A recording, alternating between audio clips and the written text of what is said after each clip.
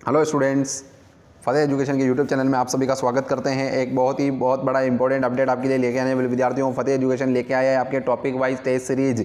जी हाँ विद्यार्थियों, मार्च में आपकी होने वाली है परीक्षा, उसके लिए हम लेके आए हैं टॉपिक वाइज टेस्ट सीरीज, जो कि फतेह एजुकेशन के द्वारा आपको रोजाना टॉपिक वाइज तरीके से क्या है एक के बाद एक आपके साइंस के सारे टॉपिक करवाए जाएंगे टेस्ट सीरीज के माध्यम से।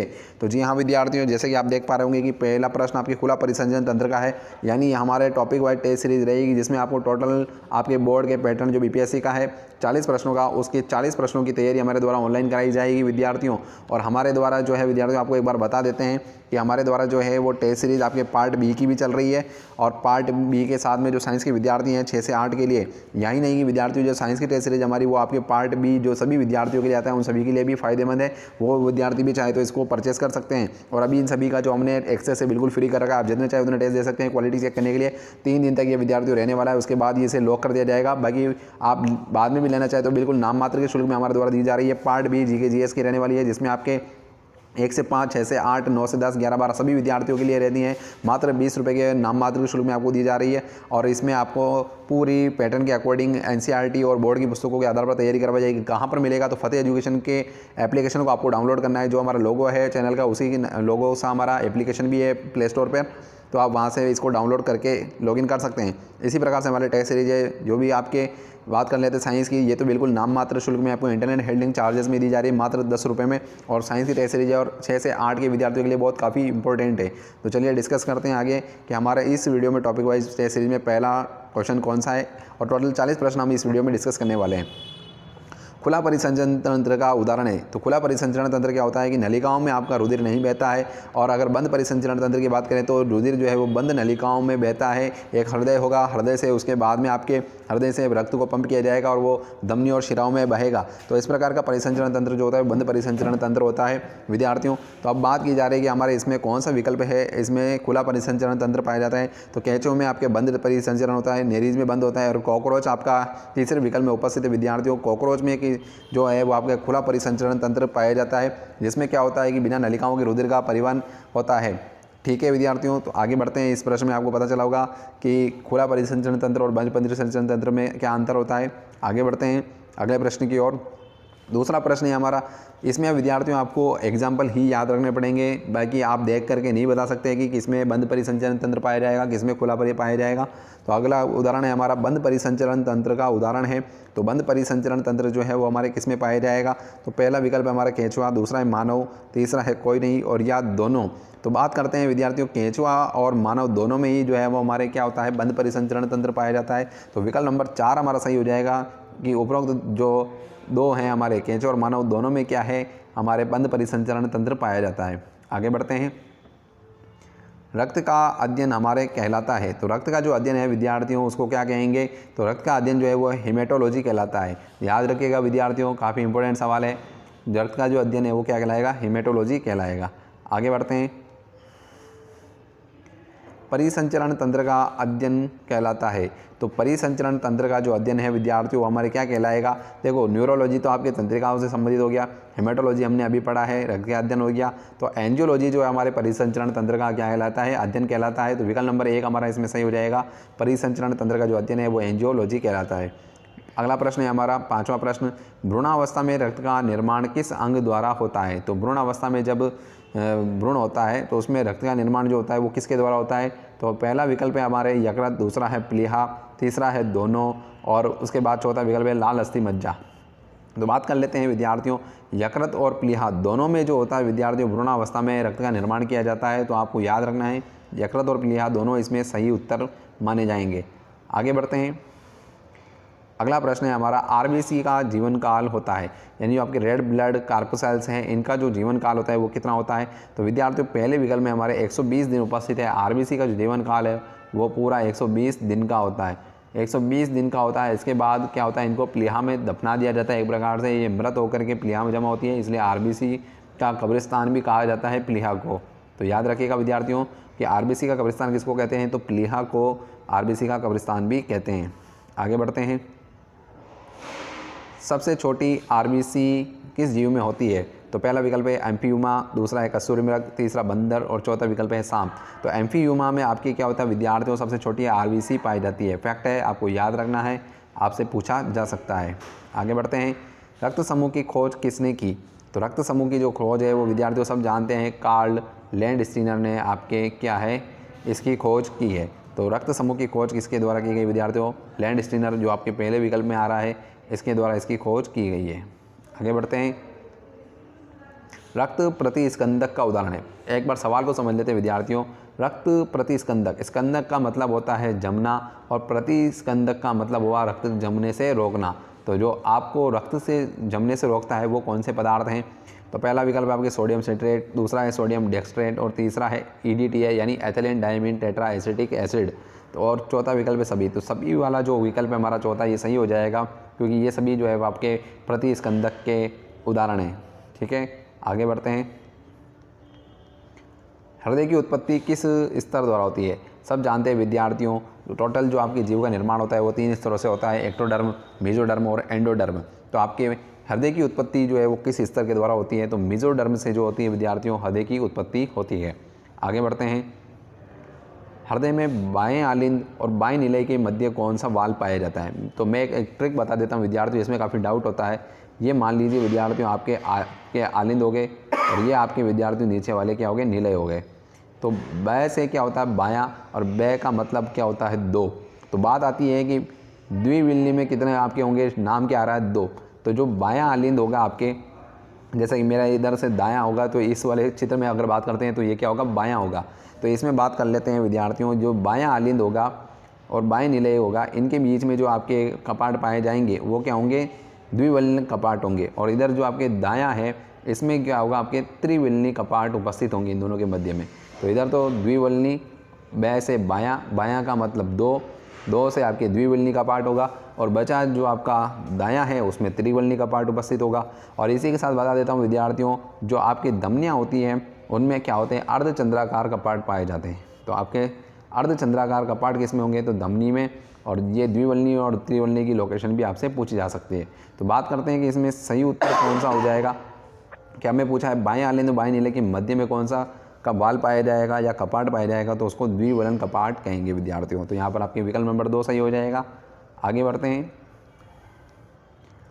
हृदय का अध्ययन कहलाता है, यानी आपने पहले परिसंचरण का पढ़ा था, अब बात करते हैं कि हृदय का अध्ययन क्या कहलाता है।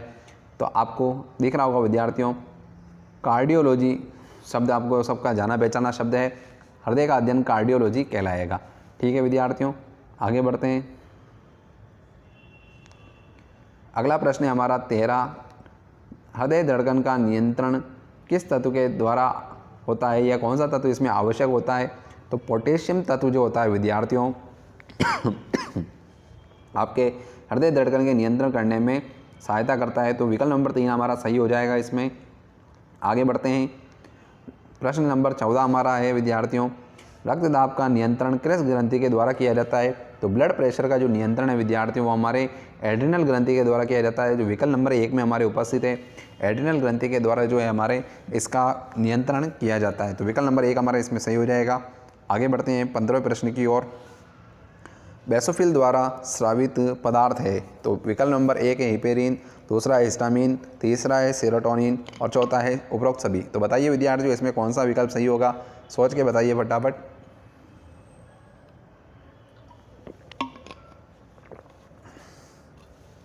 तो बात करते हैं विद्यार्थियों, बेसोफिल द्वारा स्रावित पदार्थ जो है वो सभी प्रकार के पदार्थ जो विकल्प में हैं वो बेसोफिल द्वारा स्रावित किए जाते हैं। तो उपरोक्त तीनों पदार्थों का जो श्रवण है वो हमारे बेसोफिल के द्वारा किया जाता है।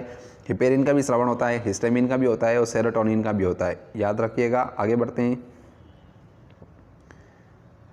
हाँ विद्यार्थियों एक बार आपको बता देते हैं एक बार और कि जो हमारे द्वारा NCERT 6 to 12 पर आधारित GK GS की पार्ट बी की टेस्ट सीरीज चलाई जा रही है, जो कि हमारे फतेह एजुकेशन के एप्लीकेशन पर जो हमारा चैनल का लोगो है उसी लोगो पे आधारित हमारा एप्लीकेशन है प्ले स्टोर पर, उस पर हमारे द्वारा चलाई जा रही है। और नाम मात्र के शुल्क में मात्र 20 रुपये में आपको पार्ट बी की टेस्ट सीरीज और आपको साइंस के 6 to 8 की टेस्ट सीरीज मात्र 10 रुपये में इंटरनेट हैंडलिंग चार्ज में नाम मात्र के शुल्क में हमारे द्वारा दी जा रही है।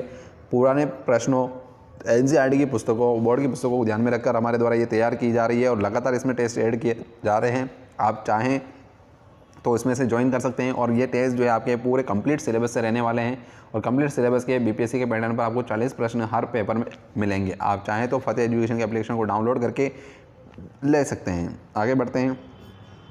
अगला प्रश्न है हमारा, एक हीमोग्लोबिन अणु कितने ऑक्सीजन अणुओं का परिवहन करता है? तो ध्यान रखिएगा विद्यार्थियों, ये विकल्प हैं और अगला वाला जो है आपके ये संख्या है।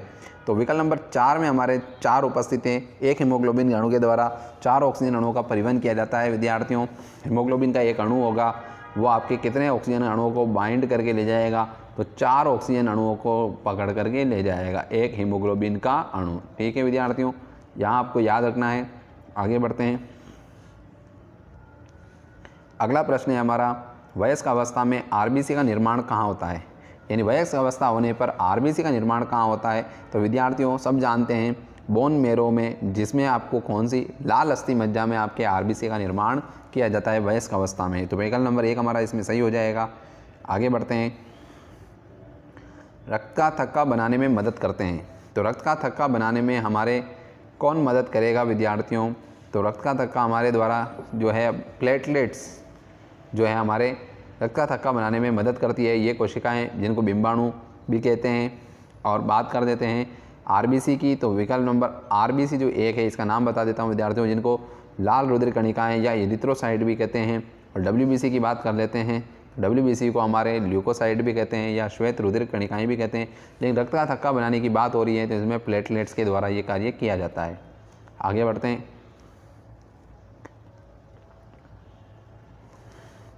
हेपेरिन का निर्माण किस अंग में होता है?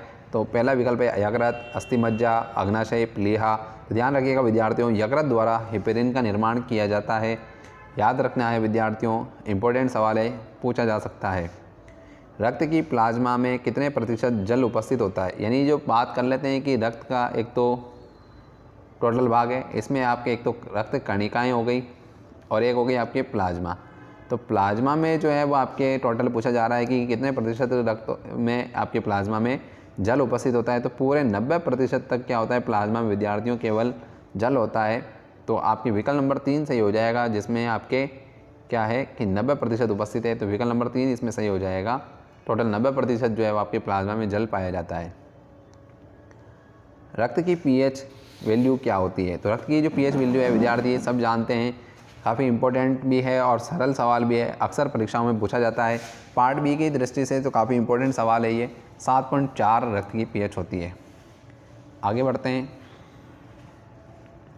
सामान्य व्यक्ति में रक्तदाब का मान होता है। तो सामान्य व्यक्ति में बात कर लेते हैं तो 120 और 80 मिलीमीटर ऑफ Hg आपका जो है, इसमें टोटल इसकी मिलीमीटर ऑफ Hg इस प्रकार से लिखा होता है विद्यार्थियों, मिलीमीटर ऑफ Hg, यानी पारे का जो इसमें आपका पैमाना होता है उस हिसाब से लिखा है मिलीमीटर ऑफ Hg, यानी पारद का आधार पर ये आपके दिया हुआ है। तो 120 हाई और 80 जो आपके लो बीपी का होता है, तो 120/80 आपके रक्तदाब हो जाएगा स्वस्थ व्यक्ति में। विकल्प नंबर 3 हमारा इसमें सही हो जाएगा। आगे बढ़ते हैं। सामान्य व्यक्ति में रक्त कितने लीटर होता है? तो सामान्य व्यक्ति में बात कर लेते हैं विद्यार्थियों, विकल्प नंबर 1 हमारा सही हो जाएगा। इसमें 4 से 5 लीटर जो है वो सामान्य व्यक्ति में रक्त पाया जाता है। तो याद रखना है विद्यार्थियों। आगे बढ़ते हैं। रक्त किस प्रकार का ऊतक है? काफ़ी इंपॉर्टेंट सवाल है विद्यार्थियों ये। तो रक्त एक तरल संयोजी ऊतक होता है। तो विकल्प नंबर 2 हमारा सही हो जाएगा, जिसमें ये विकल्प में उपस्थित है। तो रक्त एक तरल संयोजी ऊतक होता है। आगे बढ़ते हैं।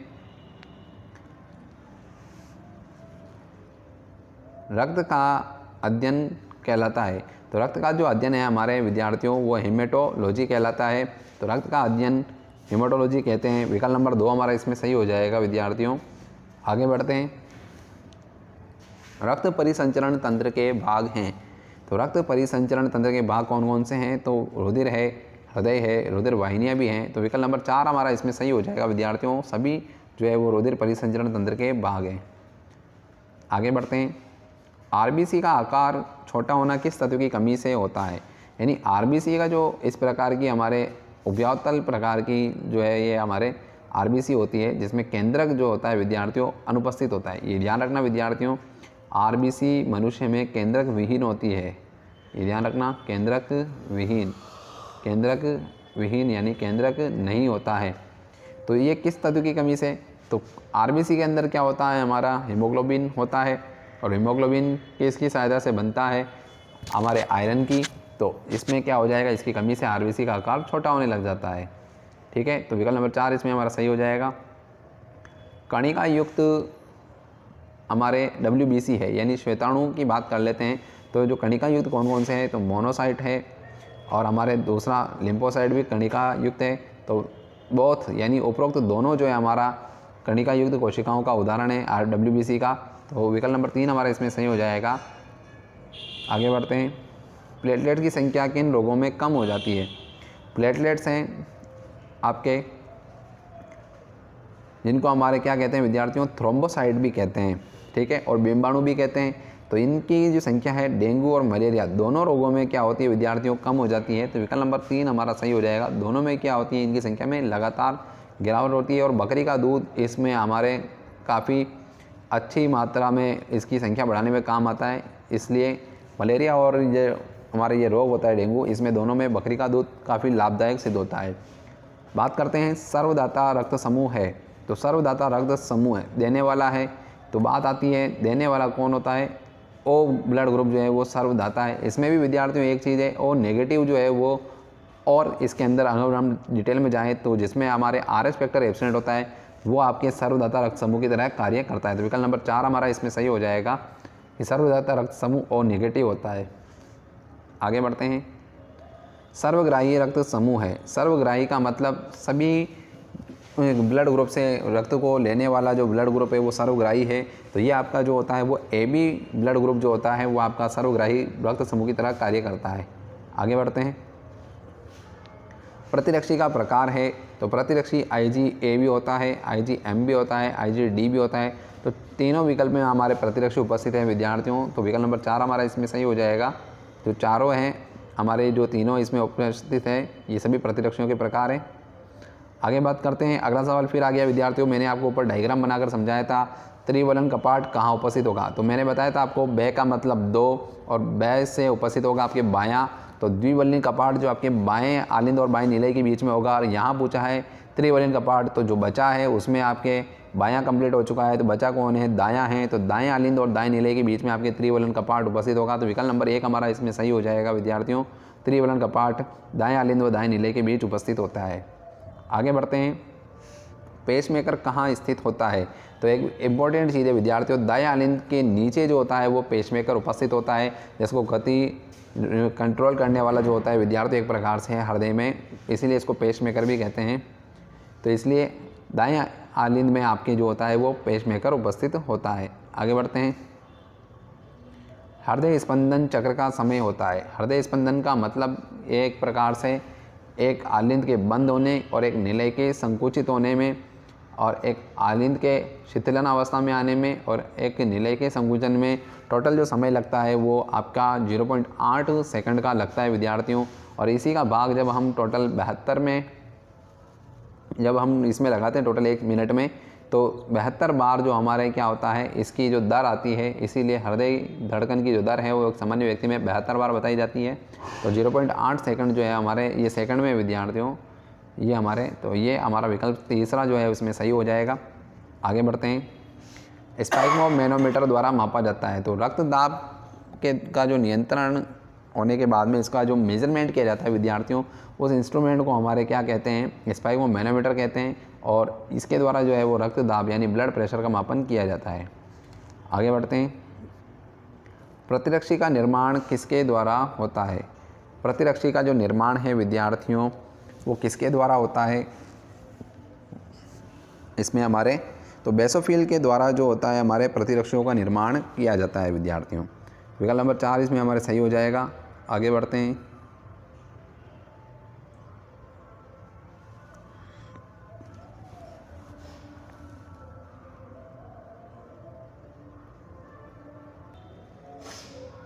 अगला प्रश्न है हमारा विद्यार्थियों, थेबेसियस वाल्व पाया जाता है। थेबेसियस वाल्व जो होता है विद्यार्थियों, पहला विकल्प आपका दायां आलिंद, दूसरा है बायां आलिंद, तीसरा है दायां आलिंद निलय और बायां निलय।